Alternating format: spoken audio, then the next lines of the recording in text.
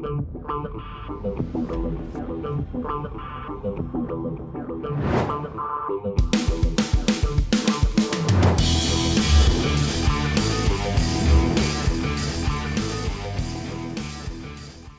what's happening, my fearless networking friend? Todd Falcone here. Welcome back. We're going to do a series on prospecting mastery. So, look, first of all, as we begin this series, I've done a lot of teaching and training on the subject of prospecting, but I haven't really done a series quite like this.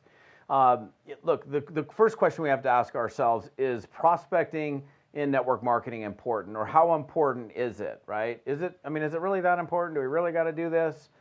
And the truth is, it's the single most important activity that leads to revenue. It's the one thing that gets your business going. It's the thing that's going to keep it moving. It's the one thing that you have complete control over, and it's all up to you in this case. Like you can't control other people, right?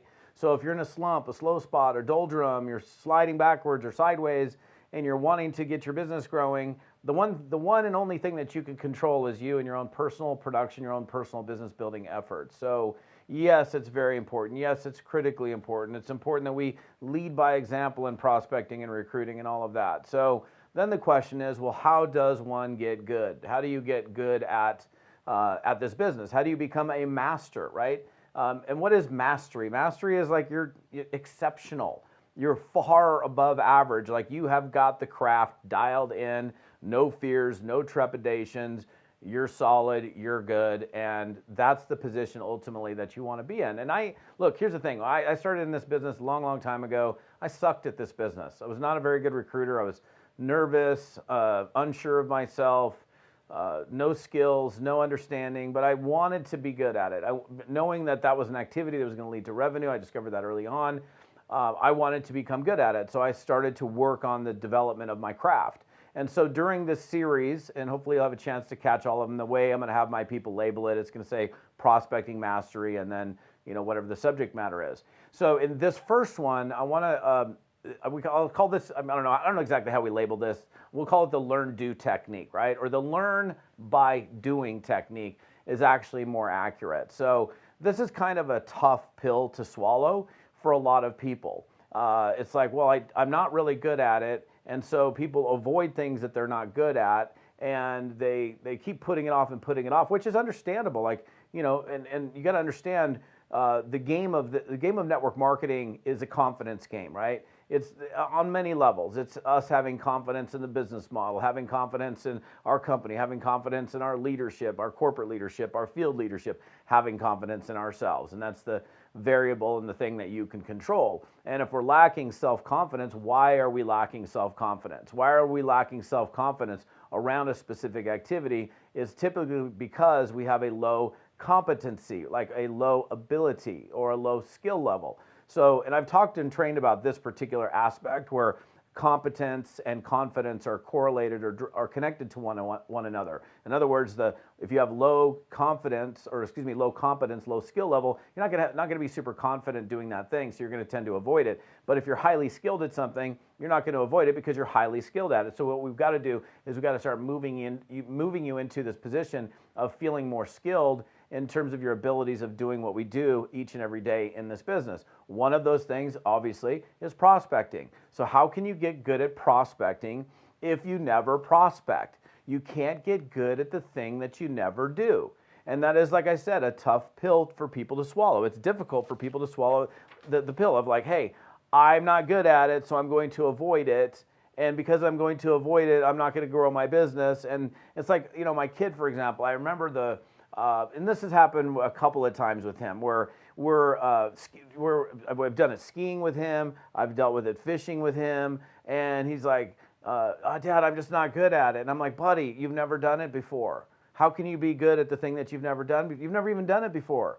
But Dad, I'm just not good at it. And even so, here's at the time, my probably 12-year-old kid taking him out fishing, and he's frustrated because he's just not good at it, or he's not feeling that he's good at it. So he's getting upset about it, of course. And what does a little kid do? Starts crying, getting all upset, and then all of a sudden we finally get him to get the fly out into the lake far enough, and he hooks a fish, and everything changes for him. It's like, oh, big, go from big tears to big laughter and holding this fish that he caught on his own using a fly rod. And so the important thing I want to share with you is you have to summon up enough courage to begin the journey and begin to give yourself the opportunity to learn through experience. Experiential learning is powerful. In everything that we do in our life, we have these opportunities through life to experience things and to learn from those experiences, to do things differently in the future if we didn't do it good this time, or wow, this, I did this and that, shoot, I put my foot in my mouth. Maybe I shouldn't, maybe next time I'm not going to do that, or I'm not going to say that, or whatever it is that we're referring to, in or out of network marketing, right? I live on a golf course. I could never get good at playing golf by just watching a golf video. I might have a little more understanding of it. I couldn't get good at golf by just going to the practice range. I could only begin to really fully get good at golf by incorporating the do aspect into the routine. Same thing here.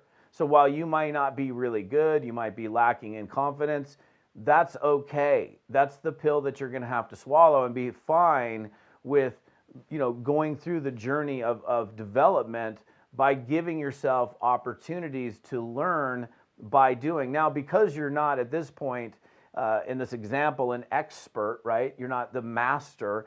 You're not going to necessarily be able to pick up on things that an expert observing you might be able to pick up on and give you tips on. That's one of the other things I'll talk about in the series. But you'll be able to pick up on some things. You're going to it's like getting time under your belt, like getting the opportunity of being on the golf course and seeing the undulations on the golf course and the shape of the course, or where the holes are, or the different shapes, the different experiences that you're going to have with prospecting is just going to give you a different perspective. It's going to give you a real life perspective. Yes, it's difficult. Yes, it might be awkward. I get that.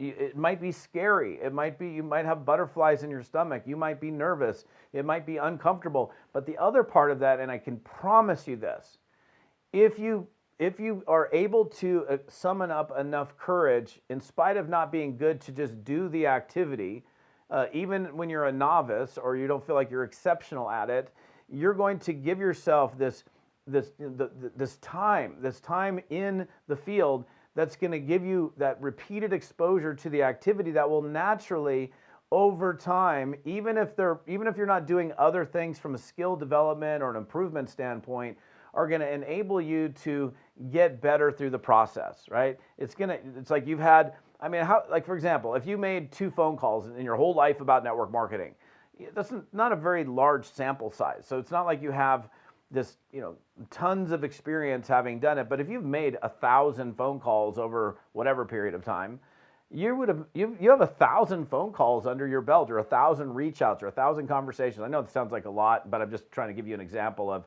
a couple to a whole lot. Where would you think you would be after you've got 1,000 calls under your belt? It's just like the same thing. It's like, where do you think you would be if you were, you had 1,000 rounds of golf under your belt? Now, again, there are other elements to this that come into play. It's not just this. There are other aspects to mastery that we're going to talk about in this series that are going to lead to it. But I would think that, your first round of golf versus your 1,000th round of golf, the 1,000th round of golf has got to be better than the first one.